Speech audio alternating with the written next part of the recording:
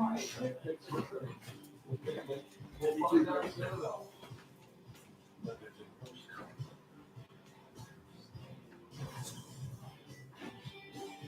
watching Monday Night Countdown, presented by ESPN Bet.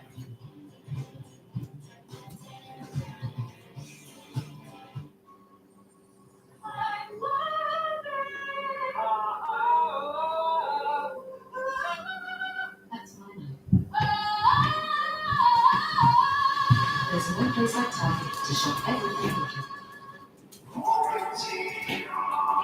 Yikes. Make your refrigerator fall apart.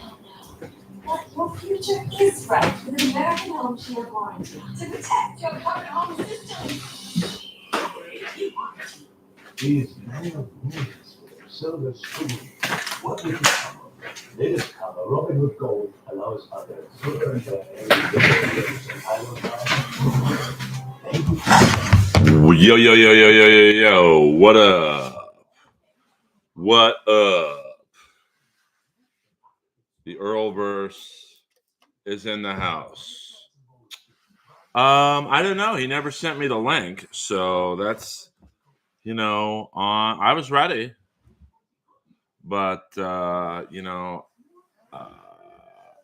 don't think Kevin really wanted to talk about Hinchcliffe all that much.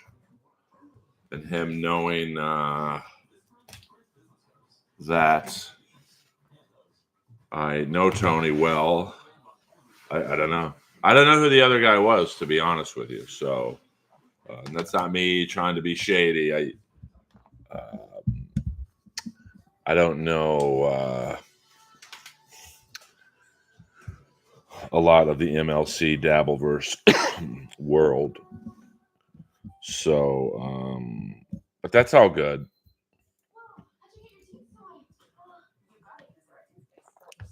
I mean, I do think I can provide an ample opinion on that whole Tony thing, just because, I'm a roast comic. No, I'm not shitting on Tom Myers. I don't know who he is, and I'm sure he doesn't know who I am. But you'd have to ask Kevin. I mean, we had a plan for a week, so I wish that I would have been told, hey, we're going to go with Tom instead, because I waited around all day. But it's not that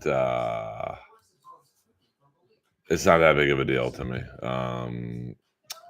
So, I would have thought I would have been a better guest from the standpoint of my cousin was on the fucking rally. I know Tony, but, it's fine.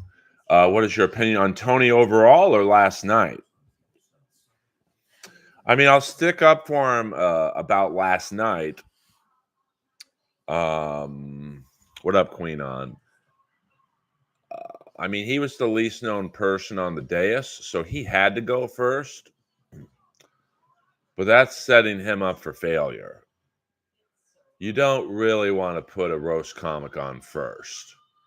But you couldn't really put him after Tucker Carlson or RFK. I mean, unfortunately, first was probably the only spot for him to go on, warm up the crowd. And, they clearly didn't research Tony in terms of his roast style. He goes hard. So, and he had to follow the national anthem, which was definitely not a great lead-in for a roast comic.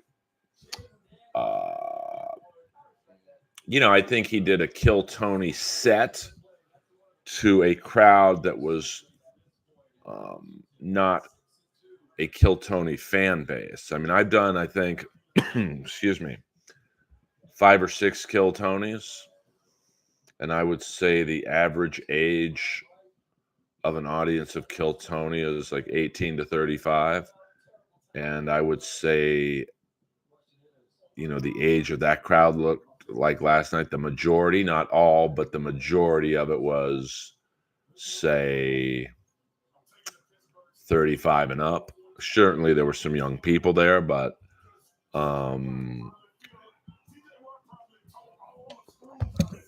I don't think that they were necessarily fans of Kill Tony.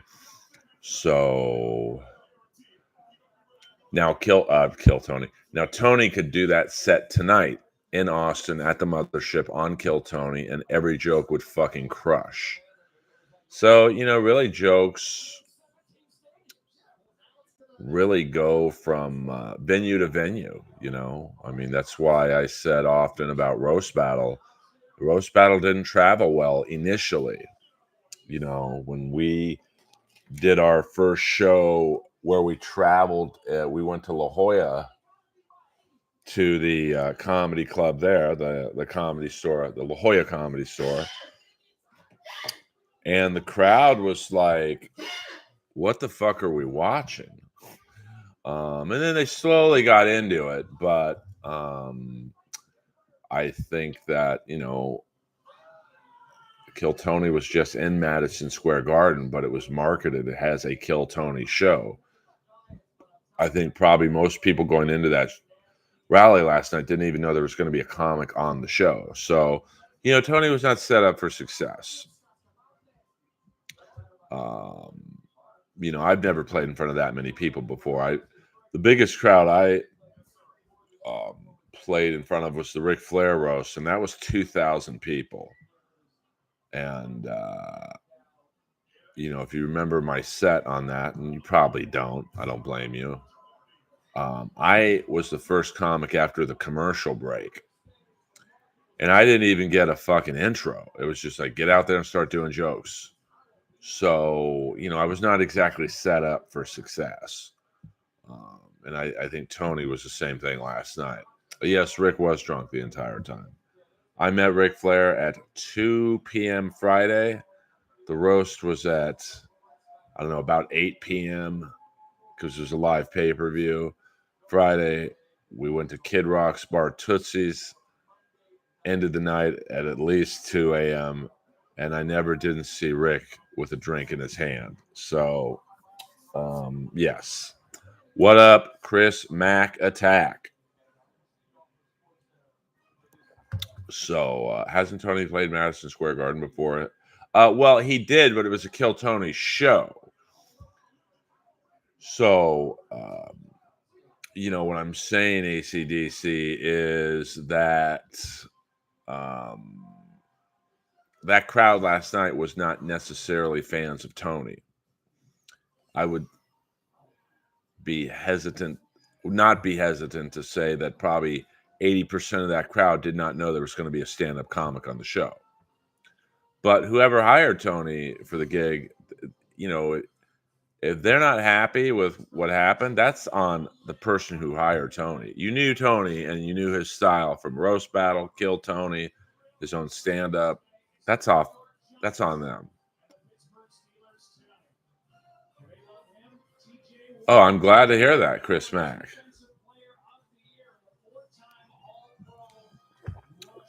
Some customer service is good. I have found DirecTV to be very bad. It's really 50-50 in terms of, comics and their politics. And then you have a lot like me who are just literally in the middle and, don't pick a side either way. I guess I would say certainly not all of, but most of the comics who move to Austin lean to the right. I don't think you're a liberal and move to Austin. And I would say most of the comics who go on Rogan probably lean to the right.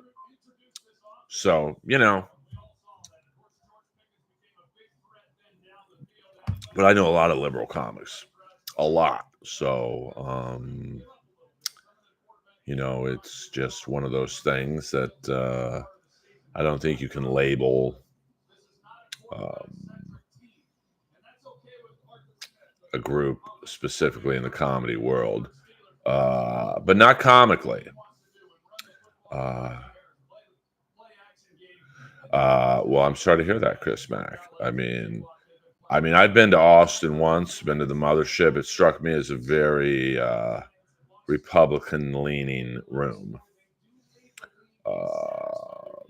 Well, I mean, I'm just saying, William, and welcome aboard, as always. The Austin I saw was not liberal, very Republican. But I was also only hanging out with the comics and the Kill Tony and Rogan crowd, so I did not explore the city in depth.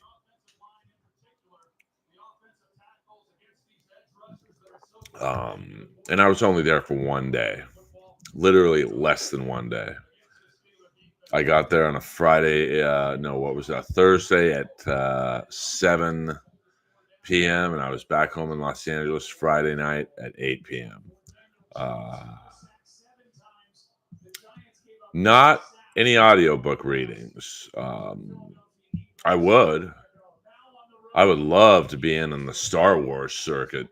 You know, they do a ton of audiobooks and cartoons and whatnot. So I would love to do that. Yeah, I mean, you know, if you look at, I mean, I can only tell you what I saw. I saw a lot of Trump stickers in the part of Austin, 6th Street, which is like their big social street. So that's my only experience. I wasn't out in the suburbs. I believe DePaulo is one of the main writers on Gutfeld, from what I have been told. So hopefully I get to meet him sooner than later. No word on that yet. But thank you guys for joining me. We're just going to settle in and watch the Pittsburgh Steelers game against the Nueva York Giants. I never met Nick. You know, he's an East Coast guy. I'm a West Coast guy, but hopefully I meet him sooner than later. And I don't know if he writes jokes for just Craig or the whole panel. I mean, I've been studying Gutfeld just in case I get it. And it seems to me all the comics are set up with, it's very Comics Unleashed like, where they're set up with a, hey, Earl, I hear you like the band Kiss. So I look forward to going to New York.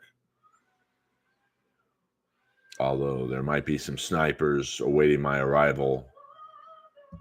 Hopefully I will come back. Yeah, I mean, that election night picture was unbelievable. For those of you who don't know, in 2016, I was lucky enough to be a part of the End of the World podcast, which was held in the main room of the Comedy Store, completely sold out. On the stage all at one time was Russell Peters, arguably the biggest comic in the world, Bill Burr, Joe Rogan, Bert Kreischer, Hinchcliffe, Stanhope, Tripoli, Sarah Tiana, and me.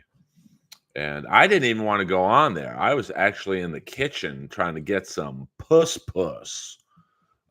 And Stanhope's manager, the great Brian Hennigan, just grabs me by the arm and he starts leading me through the main room crowd. And he's like, I'm like, dude, I don't want to go on. No one on that stage really knows who I am. And he's like, it's boring up there. Get in there, man. Get in there. And so we're behind the stage. And, you know, there's that kind of negligee like curtain where you could see. And he just pushes me out there. And Bill Burr, I think, looked up at me and goes, who the fuck are you? And then someone in the crowd goes, thank God it's Skakel. Oh, yeah. I don't know who the girls were, but there was a girl in the front when I believe Rogan was like, oh, my God, he just won. And the girl in the front started crying. Yeah, I'm sorry, AC/DC. I mean, that's just, you know, those Hail Mary things, you know, it's basically a 50-50, whoever wants it the most. Yes, the end of the world. Yeah, Eleanor, and then I think there was maybe one guy who opened up for Stanhope. He's got a wild crew. Um, I mean, in terms of the over under tonight, 35, that's a good play. I mean, the Steelers don't score a lot. I think the Steeler defense will really fucking nail down the Giants offense. Uh, you know, 35 is a good bet. Yeah, I mean Burr, and he wasn't being a dick to me. I just, I didn't really know him, so I'm sure he thought I was just some wacky fan. But it was really an amazing night, and the picture we took backstage in the green room was fucking awesome. Like, just a top 5 night for me at the Comedy Store for sure. I mean, it was just everyone anyone was in that room, and then you had to be real lucky or whatever you want to call it to be asked to get on that stage. So looks pretty crowded in Pittsburgh. Steelers are 5-2. I mean, if they can get to 6-2, that's not bad. I mean, I think the Steelers should win. This is definitely a game the Steelers should win. But the Giants are going to come play hard. These games, you got to play these games. So I think my beloved LA Kings are 5-2, if I'm not mistaken. They play tomorrow night against the San Jose Sharks, so they should be 6-2. But yeah, that was a very, very fun night, and just a magical night. And we are 8 days out from the big day. I mean, I'm starting to lose friends over this. I mean, just people are like, that's why I don't talk politics with friends. So, and I would say most of my friends are, they definitely lean to the left, funny enough. So I just like, let's not talk politics, man. Uh,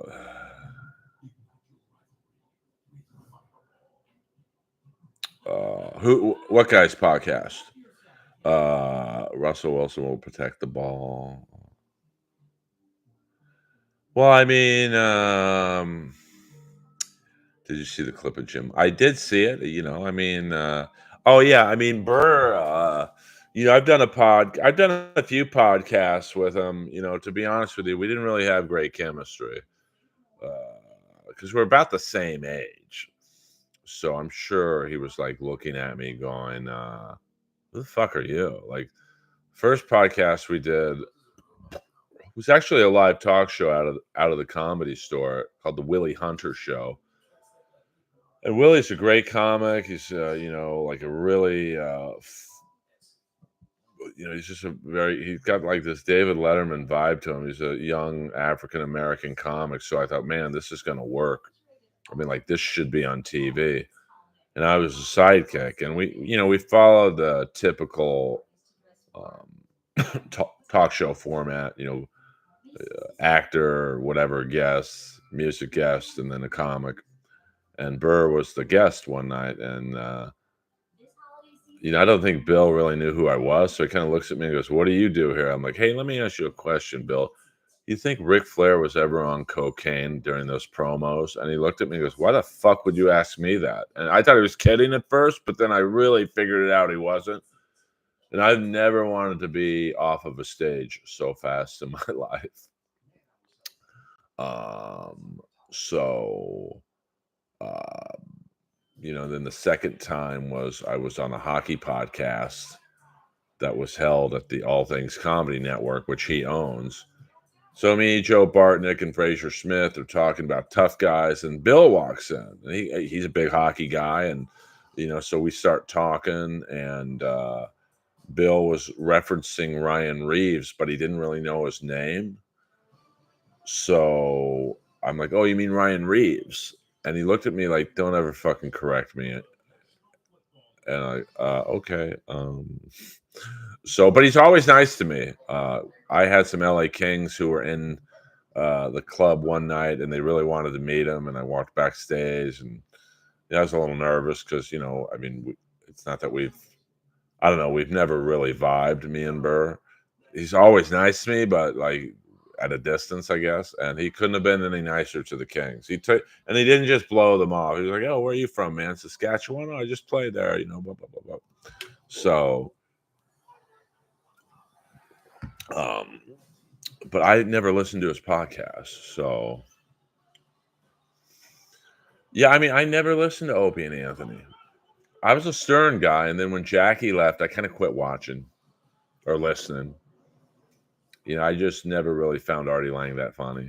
Obviously, he's very funny, but like I just, you like who you like, and there's a lot of funny comics who, people don't think are funny or whatever. So, um, but I mean, Burr was always nice to me. Wow, this is a new name. Oh, Jesus! Rob, my aunt is 2 months pregnant with my kid Saul.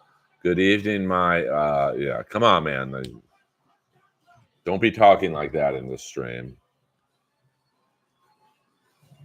But nice try to get that. It certainly beats an N-word tower. That guy hasn't been seen since. The only person in the history of the Earlverse to be banned. And that takes some doing. Unbelievable. What you talking about, Willis? Grimace and Pain. Yo, sup, Earl? Steeler game is about to start. We'll just do a little watch along for the first quarter, and then I will watch the rest of the game in solitude. It's crazy that the Steelers have had 3 coaches since 1969. I mean, that is wackadoony. But welcome to everyone. Hit the like button if you have not done so already. I did not go to Jones. Lois was a little under the weather, so I stayed in with her. Man, Joey Porter coming out. Joey looking like he could still play. Who's on your Mount Rushmore of Steelers?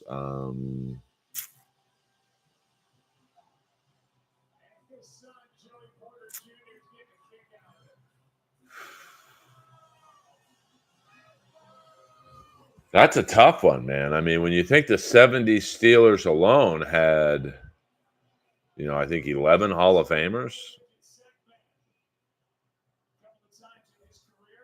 Let's count the Hall of Famers. On offense, you had Bradshaw, Swan, Stallworth, Mike Webster, Franco Harris, and Rocky Blyer. So 6 guys on offense. Defense, you had Mean Joe Green, Jack Lambert, Jack Ham, Mel Blount, and I believe one of the other linemen, Greenwood or Donnie Shell. So 11 Hall of Famers. So that's a tough Mount Rushmore. And that's all good, my nephew. I don't think Willie Charger played on the Steelers. So I'll go with, most of them are going to be, I'll go. Yeah, I mean, you got to go with most of the guys who won 4 Super Bowls in 6 years. I mean, Bradshaw, Harris, Lambert, and Green would be my 4. But, if you took out Harris, because a lot of people don't like Harris the way he ran. He wasn't a pussy, but like he he avoided hits when he had to. Let's just say that. You could sub out Harris and put in Swan or Stallworth. You could really take out Harrison, or you could. I mean, it's tough. I mean, Ham was Mike Webster is probably the greatest center of all time. I mean, Palomalu is, I mean, that's, I don't know if you could go decade by decade because the 80s were pretty lean for Pittsburgh. 100%. Peyton was the complete opposite of Harris. But you got to give it to Harris, man. The guy fucking avoided injury for a large part of his career. I mean, who else could you go with Pittsburgh? I mean, I'm not going to say Greg Lloyd's the greatest Steeler of all time, but T.J. Watt, Heinz Ward. I mean, they have Woodson's. I don't know about Cordell Stewart, but I mean, Roethlisberger's got to be 2 Super Bowls, and to be honest with you, if Tom Brady's not in that division, they probably win another Super Bowl or two. Faneca's great. Who was it? Pouncey and Dawson, great centers as well. I mean, they don't stack up to probably Mike Webster, but I mean, the Steelers are very, very tough. Yeah, James Harrison's someone who could merit consideration. I'm trying to think of some of the other running backs. I mean, I wouldn't say Barry Foster and Bam Morris would merit consideration, but they were good for their time frame. Willie Parker, I'm not saying he's the greatest Steeler of all time, but Kevin Green is, I don't know if I would say he's a Mount Rushmore Steeler, but I mean, who else? I'm trying to think. I mean, really, Boswell, like, you kind of think a kicker, but how many kickers are better than him in the Steeler organization? So what up, Sean Odell? Always welcome. I mean, so that is a great question, Queen on. I mean, because Tommy Maddox, get the fuck out of here. All right. I mean, what about David Woodley? Hello, boing. I mean, that is a great question. Steeler Mount Rushmore. It's like that's a tough one. It's really well.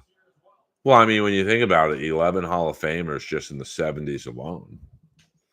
I mean, that's pretty. Man, the Steelers are looking good so far. I mean, 11 Hall of Famers. Can you imagine if there was a salary cap in the 70s, what that roster would cost? I mean, Rocky Bleier was probably the best fullback in Steeler history. I'm trying to think of tight ends. I'm not saying Freiermuth. I almost said Heath Ledger. Heath Miller, a great tight end. I'm not saying he's I'm not saying he's a Mount Rushmore, but and then I'm trying to think of some of the receivers outside of Swan and Stallworth. I mean, it's tough, I mean, I'm trying to think of the Roethlisberger era. I mean, do you put Antonio Brown up there? I mean, a short run, and fuck yeah, Pickens, baby. Man, the Steelers look good so far, but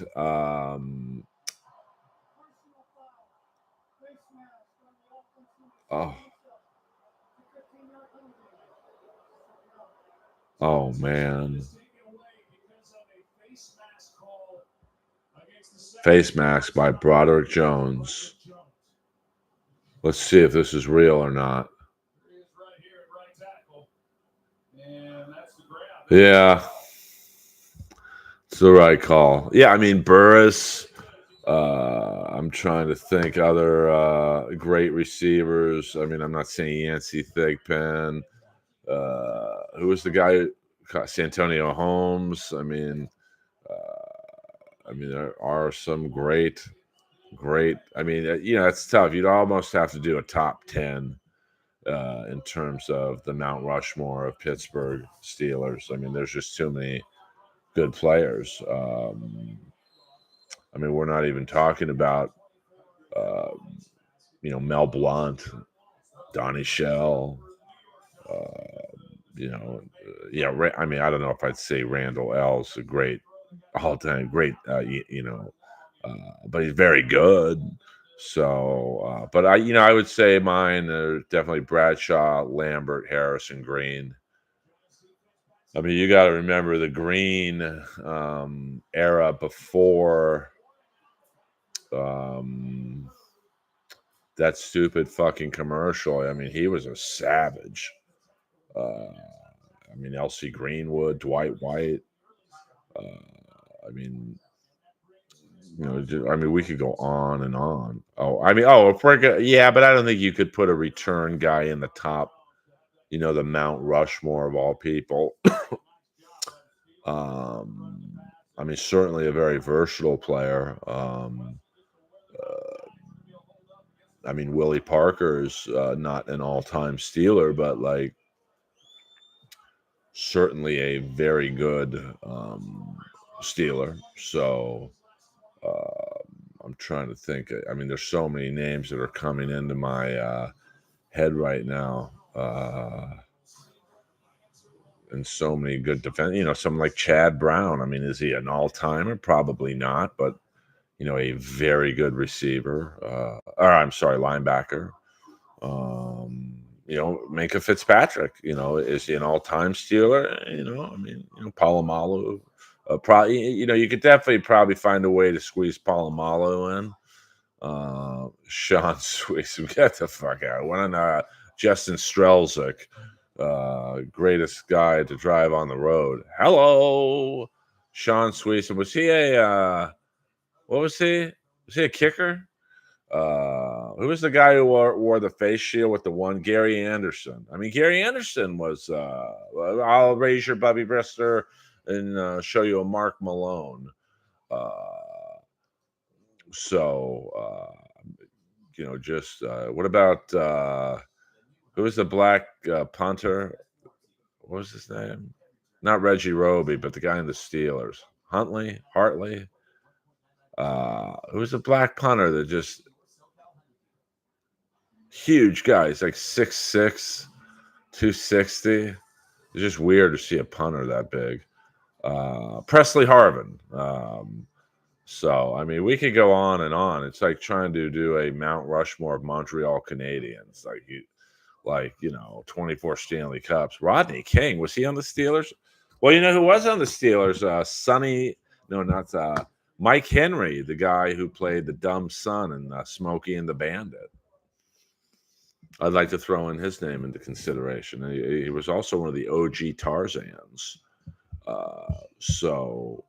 And who else? I'm trying to, there's so many fun names. John Kolb, I mean, one of the great linemen in Steeler history, always competing in the. I forgot Mike Henry was on the.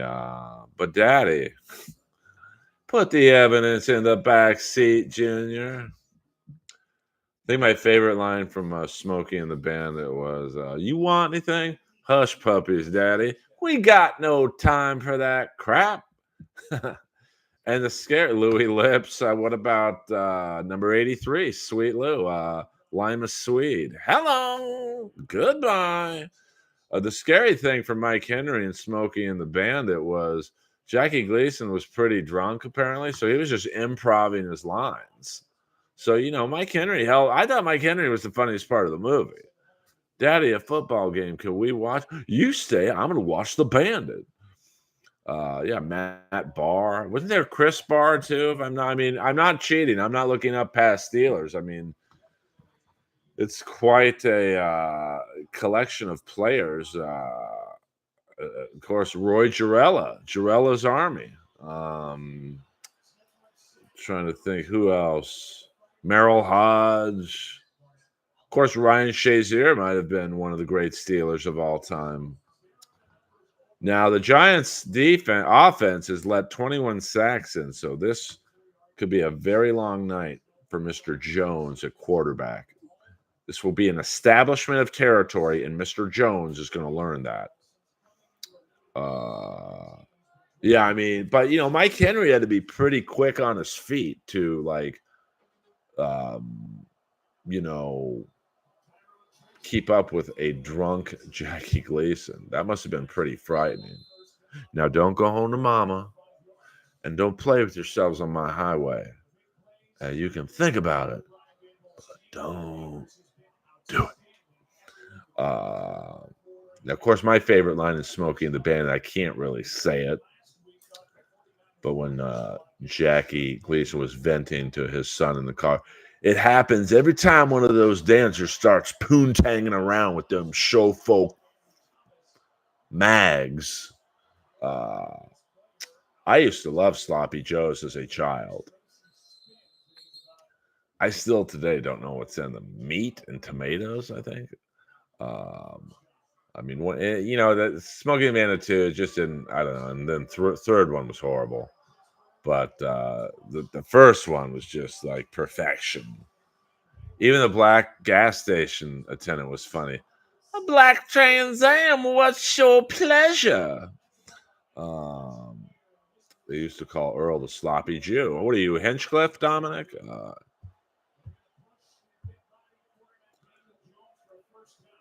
Such a great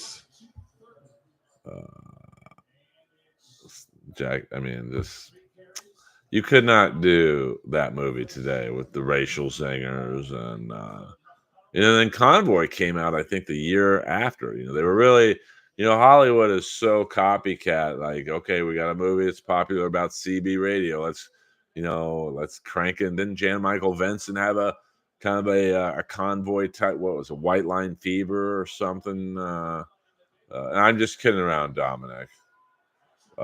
Oof. Oh, fuck. All right, Giants coming back. Breaker 19. We got a bear in the air and a plain brown wrapper. Come on. My friend had a CB in his bedroom, so we talked to truckers all night. I would just quote lines from Convoy. I'm like, rubber duck. This is Spider Mike off of mile marker 240. Come on. I love Kay Lentz. I mean, BJ McKay, and this is his best friend Bear. I'm off to Dallas. Who's providing my palace? New dreams and women too. BJ McKay, and this is his best friend Bear. Greg Evigan, the great Greg Evigan.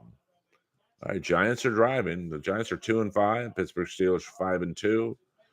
Steelers should be up 7-0, but Broderick Jones with a face mask penalty. He'll be in the doghouse.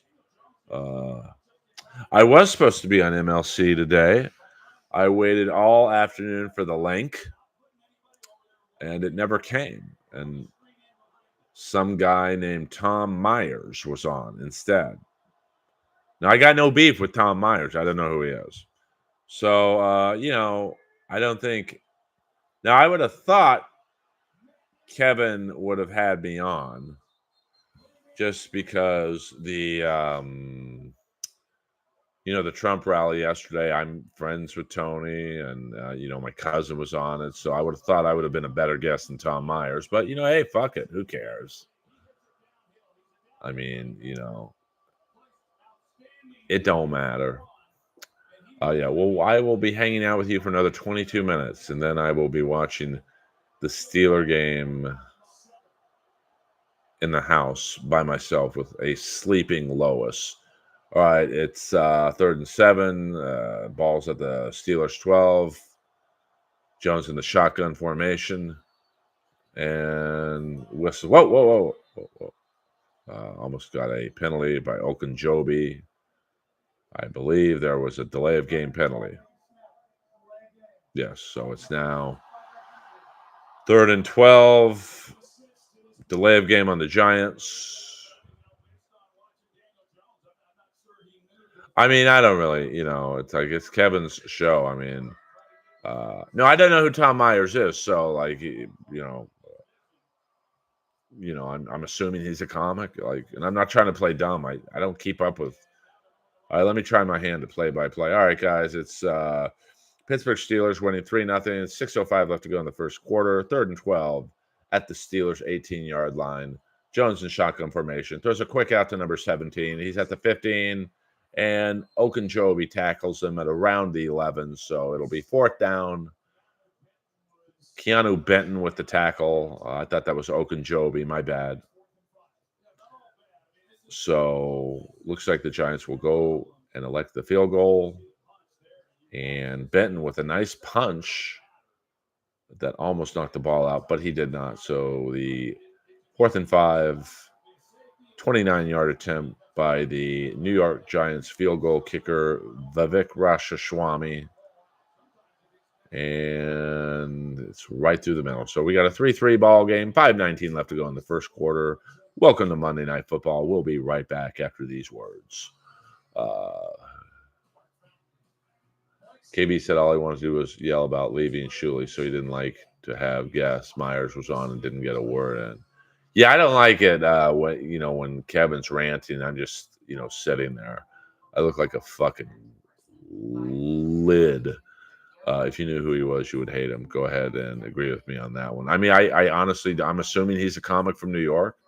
Oh, is he a liberal guy? I don't know. I mean, you seem like he was just happy to be on. So, Earl, do your version of the Yankees' old announcer during meet. I don't know what that means, ACDC. I was born and raised in Los Angeles, so I grew up with the Kings public address announcer who was a sheriff. Dennis Packer, I think, was his name. And then he died, and David Courtney took over. And then he died. And then my friend Dave Joseph took over. Now, here's the interesting thing. I think the Yankees' new PA announcer, or at least he was a Paul, I think his name's Paul Holden. And if you've ever heard the clip of Tom Lasorda swearing after Dave Kingman hit 3 home runs and drove in 9 RBIs, it all started with Paul Holden, who was just a sports reporter, I believe, for the LA Times. He was just like, what's your opinion of Kingman's performance? You want my fucking opinion of Kingman's fucking performance? What the, it was pretty funny. So I'm not sure AC/DC how to do that impression. So we got a commercial for Ozempic and then a commercial for Burger King, which obviously you would need Ozempic if you ate at Burger King. So it kind of makes sense. $5 for 2 sandwiches. What's the quality of the fucking meat there? There's my dad's friend, Art Rooney Sr. That's the man who gave me 4 game used Super Bowl balls. And like an idiot, I'd go out and play in the backyard with him. Oh my God. How much money I could have gotten for those balls. I'd be a millionaire. 11 Hall of Fame autographs on one football. 4 times over. Oh, wait a minute. Did we just get a super chat? No, we're going to have to come up. The light is out now on the Dislabel. Have you seen the new Amazon Prime streaming thing called Coast to Coast? 7 hockey games at the same time live. I have not dislabeled. But thank you for some Canadian money, honey. Well, I remember when Arby's had 5 sandwiches for $1. It's like, what part of the cow are they getting the meat from there? Hello. So Chuck Noll was the coach for the Steelers from 69 to 91. Bill Cowher from 92 to 2006. Mike Tomlin from 2007 to now. 3 coaches since 1969. Maybe Chuck Noll should be on the Steelers, Mount Rushmore, to be honest with you. Yeah, 100%. Now it's just one FedEx and a Walgreens in El Paso, Texas. Steelers with the ball, 1st and 10 on the 30-yard line. Russell Wilson hands off to Najee Harris. He cuts back up the middle, goes for about 6 or 7 yards. Steelers doing quite well in the rushing department. 47 yards in the first quarter. My ex-girlfriend reminded me of Arby's. Boing! That's I'll take your word for it. All right, Russell Wilson rolls out Throws over the middle. He's got the big tight end, Washington. Darnell Washington, that's a big boy. He checks in about 6'7", 6'8", 250. I mean, Wilson looking good. I mean, he's a big boy.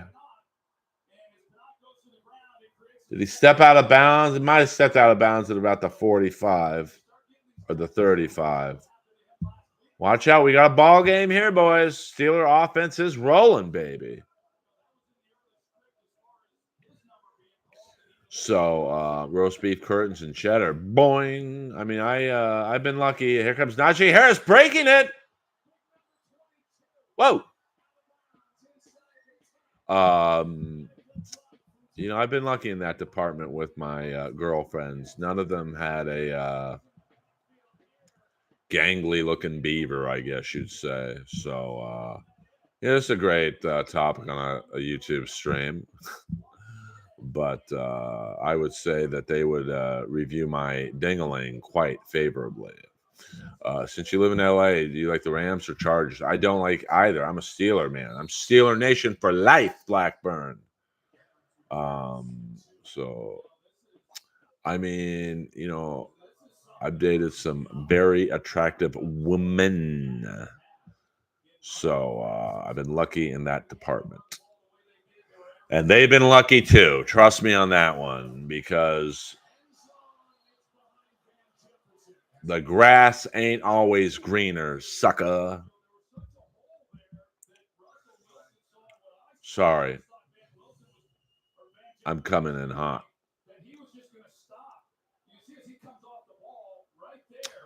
Well, they're probably just high maintenance, to be honest with you. You know, I would disagree with you on that, but I don't know. But it is weird that Wilson. Oh, it is weird though.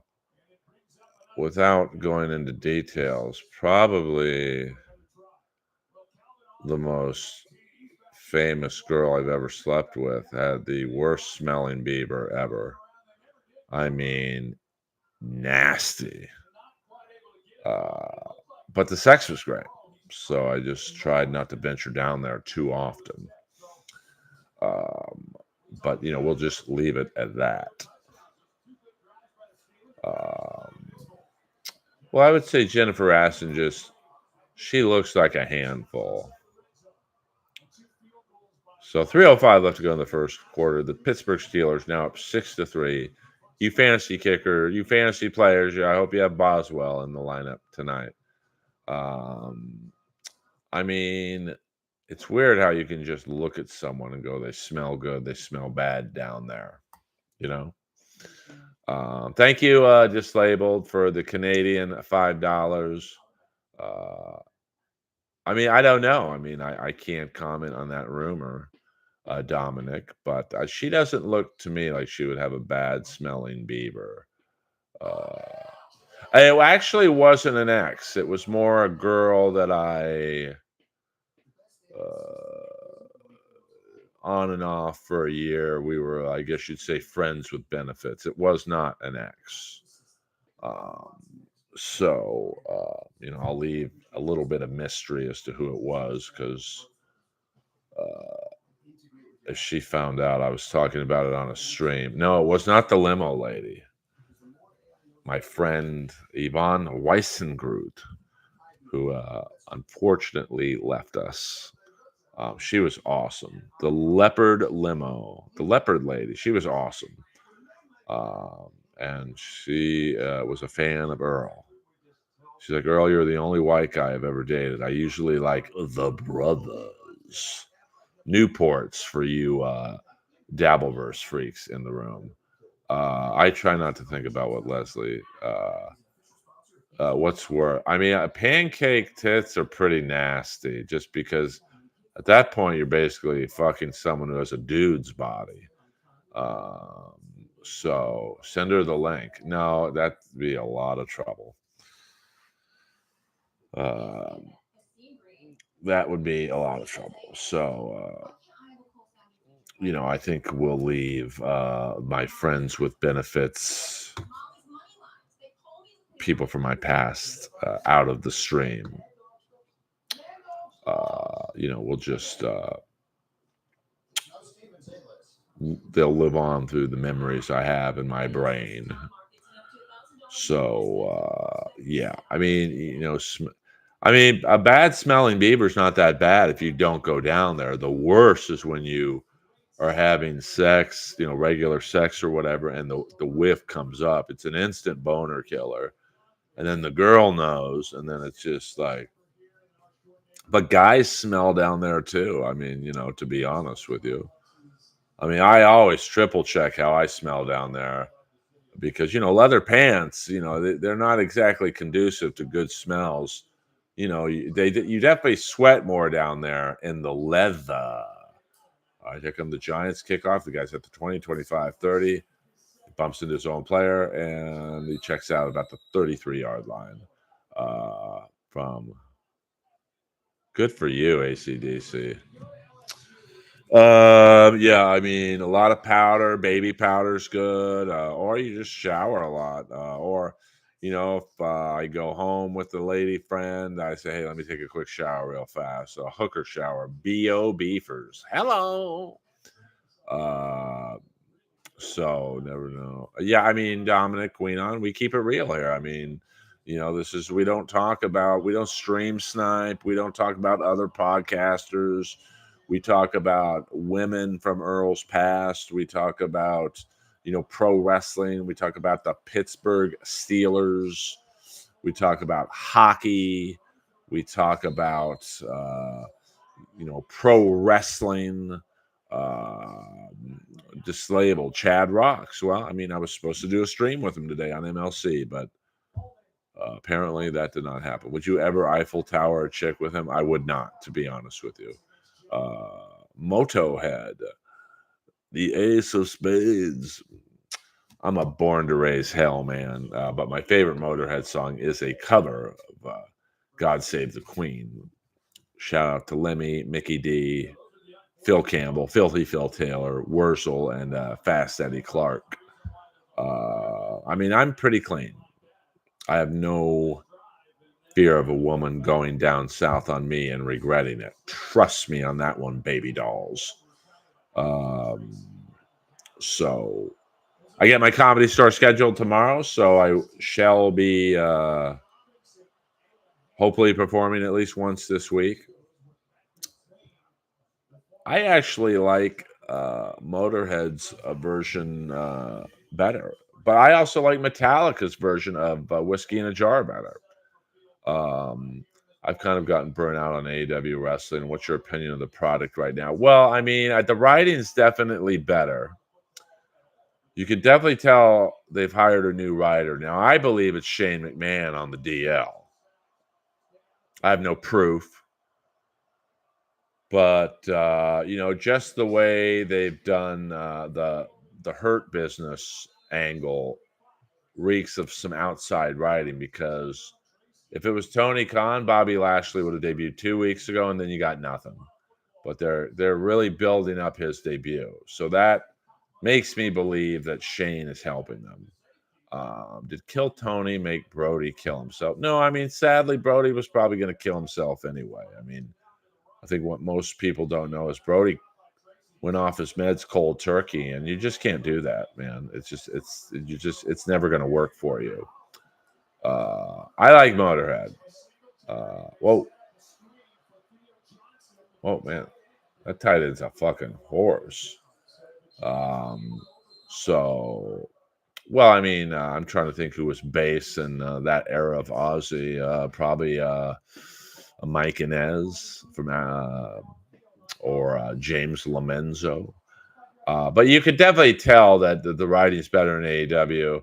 And, it could be potentially a good time for AEW. I mean, Jay White's now back in the mix. You got Ospreay. I mean, I was a little shocked to see Ricochet on Rampage, but he had a great match with Lio Rush, and then he had a great match with Nick Wayne. Rush was Saturday on Collision. Nick Wayne was Rampage. Oh, okay. I mean, Mike Inez, one of the great, and a hockey fan. Uh, yeah, but I don't think, um, you know, I think the effects of going cold turkey. I mean, you're not going to kill yourself the next day, but it's going to be a slow buildup. So I think, unfortunately, Brody was going to kill himself no matter what. I mean, I know there's that clip of him and Tony arguing or whatever, but I don't think that had anything to do with it, or very little to do with it. I mean, as much as people don't like Tony, I don't think you could blame Brody's death on him. Yeah, I mean, Omega's, I know his next match is wrestling in New Japan, so he's physically able to wrestle again. And you could see, and this goes back to why I also think Shane McMahon is helping. The last couple weeks, the Elite has done these promos kind of shitting on Omega. So I think if they're smart, they'll angle Okada and Omega for control of the Elite. Something of that level. But I also noticed Jack Perry in the last vignette kind of shit on Omega. So maybe his first feud is Jack Perry, and then his next feud is Okada, which I love Okada. I mean, so hopefully Omega comes back, Adam Cole comes back, or he is back. I don't know what's up with Miro or Hobbs, but and then you got the debut of Bobby Lashley. And so, I mean, AEW, if they play it right, they got some good fucking things that could happen. I mean, look at the heavyweight division in AEW right now, or the world title division. It's not necessarily a heavyweight division. You've got Omega, Okada, Jay White, Ospreay, Swerve Strickland, Bobby Lashley, MJF. Omega and Okada, they in New Japan, just go to their 2018 matches. Now that's 6 years ago. So, and I don't know how Omega can go right now. He literally almost fucking died. So, whose death shocked you the most, and why was it Ralphie May? I mean, Ralphie May's death did not shock me. I mean, you can't be 600 fucking pounds. And, that is just a lot of extra work for your heart.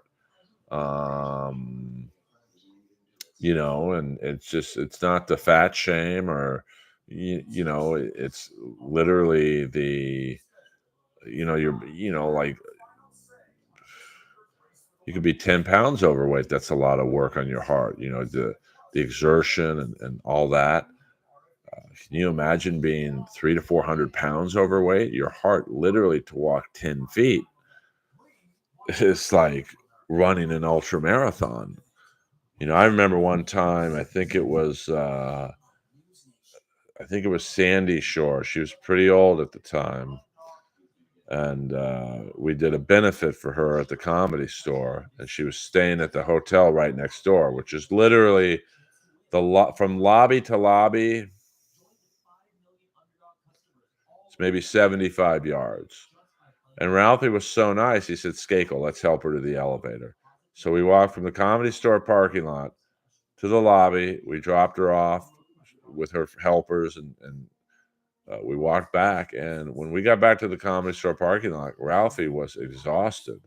So, that's walking, maybe 50 yards now that I think about it. So, you don't have to be a fucking Mr. Olympia bodybuilder, but, when Ralphie passed away, I think he weighed 594 pounds, and he was that's probably, to be honest with you, at his skinniest. I mean, I knew him when I first met him, and I was doing open mics with his wife at the time, Lana. He was probably literally close to 700 pounds. Ralphie clogged a toilet just walking by it. Hello! What's up with the time Russell Peters was at the NBA Finals for the Raptors and the guy he went with was kicked out of the stadium? Oh, I don't know about that. I know nothing about that. Dislabeled. Ralphie was a great comedian. Great, and you guys have heard how I've spoken about him. A fucking awesome dude. Well, I mean, Ralphie also smoked a lot of pot. So, imagine when Ralphie May got the munchies. Boing!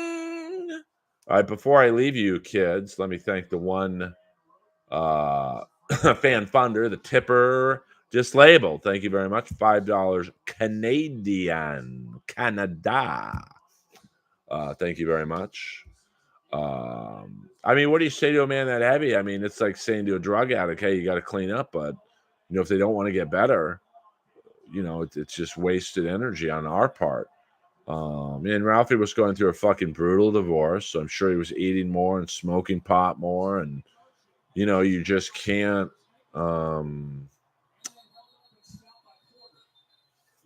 You just fucking can't live life like that. I mean, I'm probably 5 pounds overweight right now. And it's not necessarily fat. I just, I've been lifting heavy lately. So I've definitely gotten bigger. And that's extra work on the heart. A Dominic, $1.99. I can't argue with that. Simply Beaver. Beaver!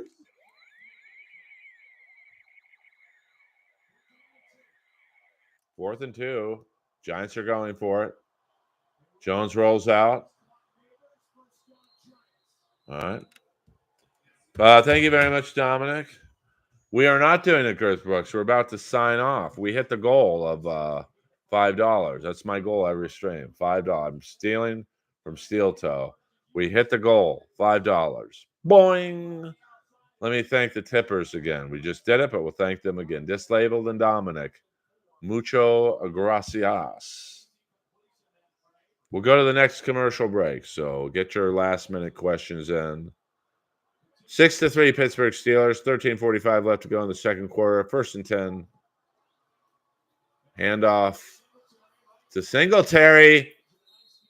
I think it's about 7 or 8 yards there. Not bad. He's no Saquon Barkley. I'm a Steeler man. You know that. Low scoring game. So whoever had the total of 35 was probably pretty accurate. I'm worrying with Michael Ray Bauer. Who's that? I don't know who Michael Ray Bauer is.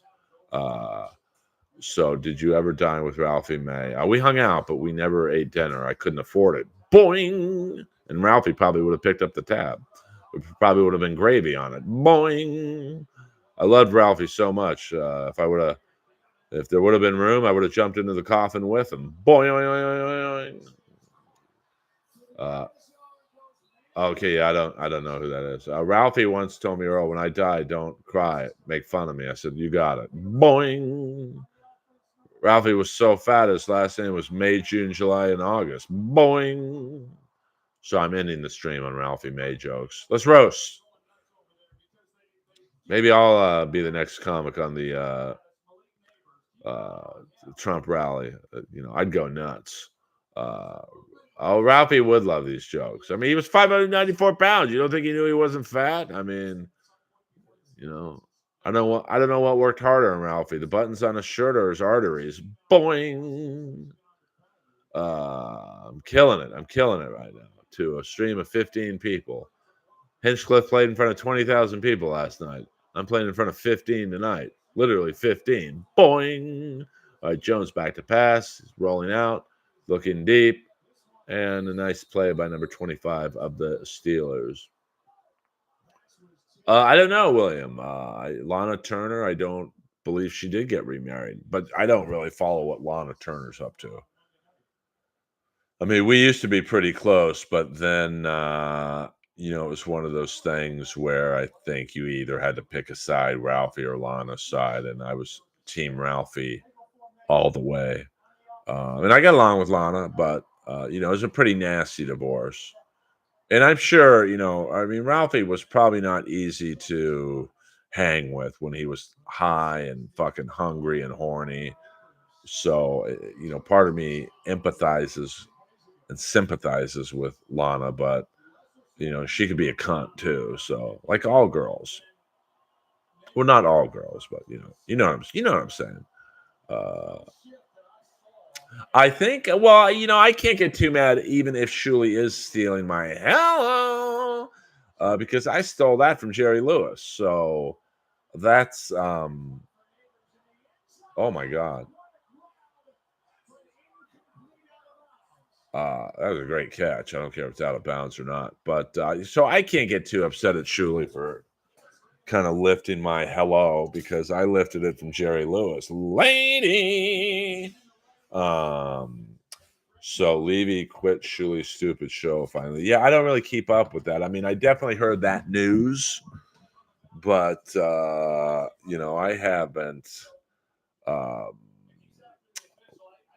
I haven't been in the Shuli world for a quite a long time. I mean, I think I did like 3 or 4 episodes of Miserable Men, which was on Sunday nights.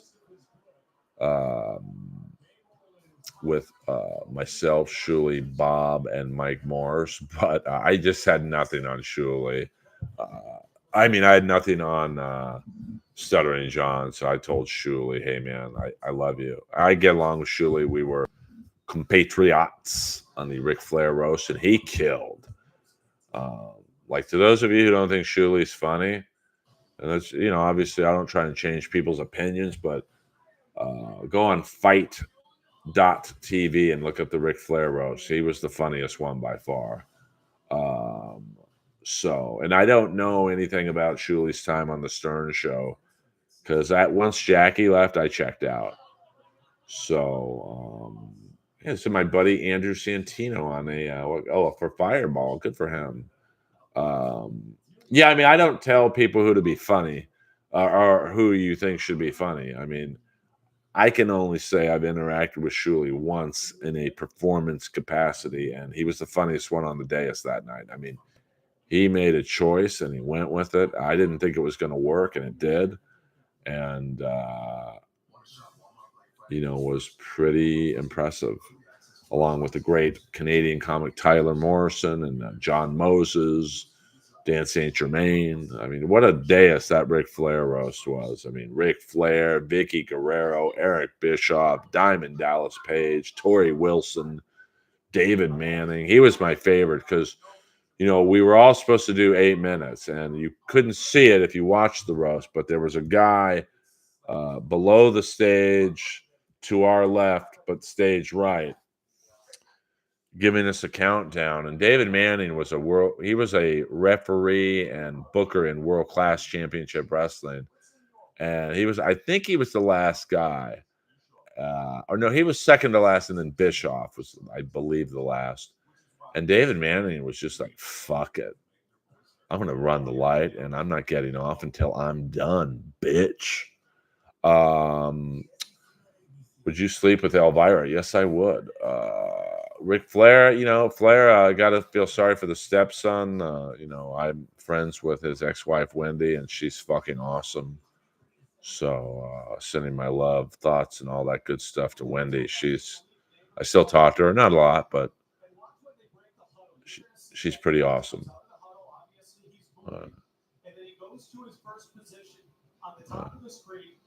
Juggles his feet, he moves back and forth, he never gets set for a full second, then he stays in motion until the snap.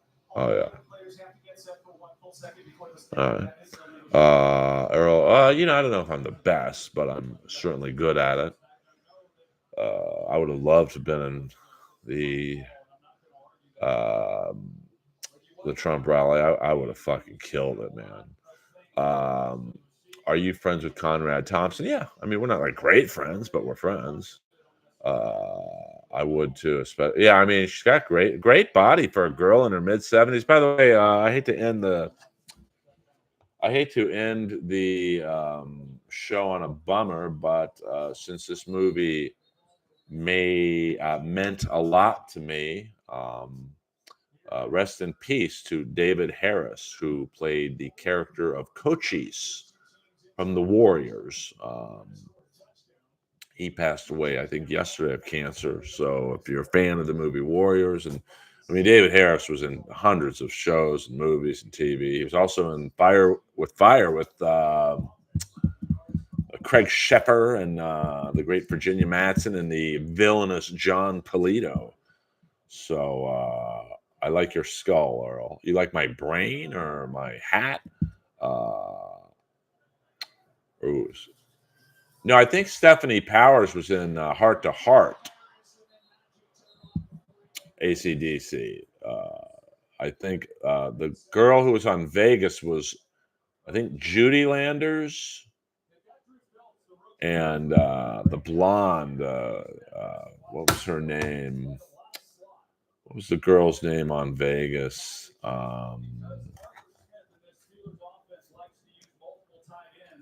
Marky Post? Was she the one on Vegas? Donna Mills was hot. So I Mary Lou Henner because she had some giant tits. And we have that same photographic memory disease. I would marry Lou Henner, 100%. Yes, but I'm trying to think of the girl on Vegas. I believe it was Marky Post, if I'm not mistaken. She played the dancer at the Desert Inn. What do you think of Stuttering John asking OJ to sign his knife? I mean, it's funny to me because I did not know Nicole Iran, but it's probably the funniest thing John ever did. I mean, especially if you've seen a stand-up. Hello, there's a little Dabbleverse for you people late night. We're gonna go another 3 minutes, guys. So let me thank the tippers one more time, the fan funders. Thank you very much, Dislabeled and Dominic.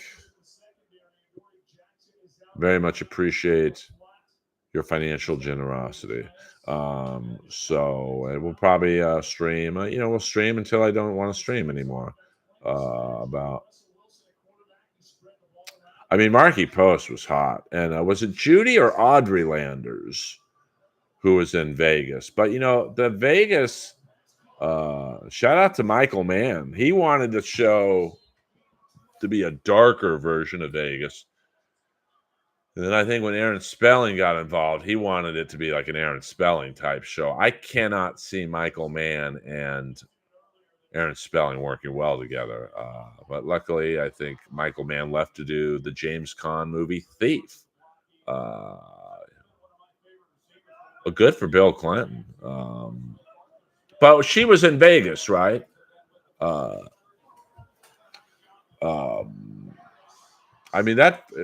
Vegas was interesting because after the first 12, 13 episodes, I don't think the Landers girl was in it much anymore. And the woman who played the front desk at the sheriff's station, she wasn't in it after the first 12 or 13 episodes.